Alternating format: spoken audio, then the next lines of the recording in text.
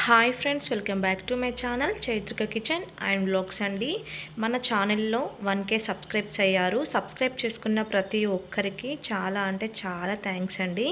ఈరోజు మన కిచెన్లో ఆలు ఫ్రై అండ్ చింతపండు చారు ఎలా ప్రిపేర్ చేయాలో చూసేద్దాం. ఇవి చాలా సింపులే, కాకపోతే బ్యాచిలర్స్కి ఇవి కూడా తెలియదు. ఈ వీడియో బ్యాచిలర్స్ కోసం అండి. తెలిసిన వాళ్ళు స్కిప్ చేయొచ్చు, తెలియని వాళ్ళు మాత్రమే చూడండి. ముందుగా కావలసినంత చింతపండును తీసుకొని 10 నిమిషాలు నానబెట్టేసి ఈ విధంగా రసంని సపరేట్ చేసిన తర్వాత ఒకసారి పులుపు చెక్ చేసుకోండి. పుల్లగా ఉంటే కొద్దిగా వాటర్ని వేసి ఆ తర్వాత రుచికి సరిపడా సాల్ట్ వేసి కొద్దిగా ఆనియన్ ముక్కలను కూడా వేసి పక్కన పెట్టేసుకుందాం. ఆ తర్వాత ఒక కడాయిలోకి 1 టీ స్పూన్ ఆయిల్ని వేసి ఆయిల్ వేడైన తర్వాత జీలకర్ర, ఆవాలు, ఎండుమిర్చి, కరివేపాకు, 5-6 వెల్లుల్లి రెబ్బలు కచ్చపచ్చగా దంచి వేసుకున్న తర్వాత ఇవి బాగా ఫ్రై అయిన తర్వాత పసుపును కూడా వేసి పసుపు పచ్చివాసన పోయిన తర్వాత ఇంత ముందుకు రసం తీసి పక్కన పెట్టేసుకున్న దాంట్లోకి ఈ పోపును వేసుకున్నామంటే చింతపండు చారు ప్రిపేర్ అయిపోయినట్టే అండి. చాలా అంటే చాలా ఈజీ.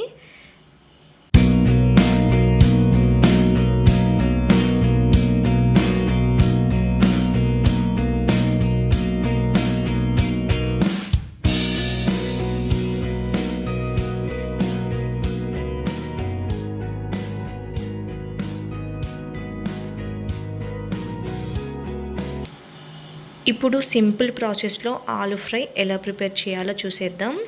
అదే మూకుడుని స్టవ్ పైన పెట్టేసి 2 టీ స్పూన్స్ ఆయిల్ని వేసుకొని ఆయిల్ వేడిన తర్వాత జీలకర్ర, ఆవాలు, ఆనియన్ ముక్కలు,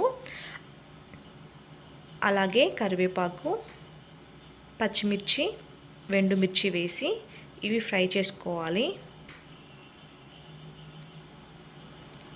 కొద్దిగా ఫ్రై అయిన తర్వాత 1/2 టీ స్పూన్ అల్లం వెల్లుల్లి పేస్ట్, 1/4 టీ స్పూన్ పసుపుని కూడా వేసి అల్లం వెల్లుల్లి పేస్ట్, పసుపు పచ్చివాసన పోయేంత వరకు ఫ్రై చేసుకోవాలి. ఇవి ఫ్రై అయిన తర్వాత కట్ చేసి పక్కన పెట్టుకున్న ఆలుగడ్డ ముక్కలు కూడా ఇందులోకి వేసి మూత పెట్టి ఒక 2-3 నిమిషాల పాటు ఉడికించుకుందాం. 3 నిమిషాల తర్వాత మూత తీసి ఒకసారి కలిపేసుకున్న తర్వాత రుచికి సరిపడా సాల్ట్, అలాగే కొద్దిగా కారము, 1/4 టీ స్పూన్ ధనియాల పొడిని కూడా వేసి ఒకసారి కలిపేసుకున్న తర్వాత ఆలు ముక్కలు మెత్తగా ఉడికేంత వరకు ఉడికించుకోవాలి మూత పెట్టి. చూడండి, ఈ విధంగా ఉడికిన తర్వాత ఫైనల్గా కొద్దిగా కొత్తిమీర వేసి కలిపేసుకొని స్టవ్ ఆఫ్ చేసుకోవడమే అండి. అంతేనండి, ఆలుగడ్డ ఫ్రై, చింతపండు చారు కాంబినేషన్ చాలా బాగుంటుంది. మరో కొత్త వంటకంతో మళ్ళీ కలుద్దాం. Thank you for watching. Bye bye.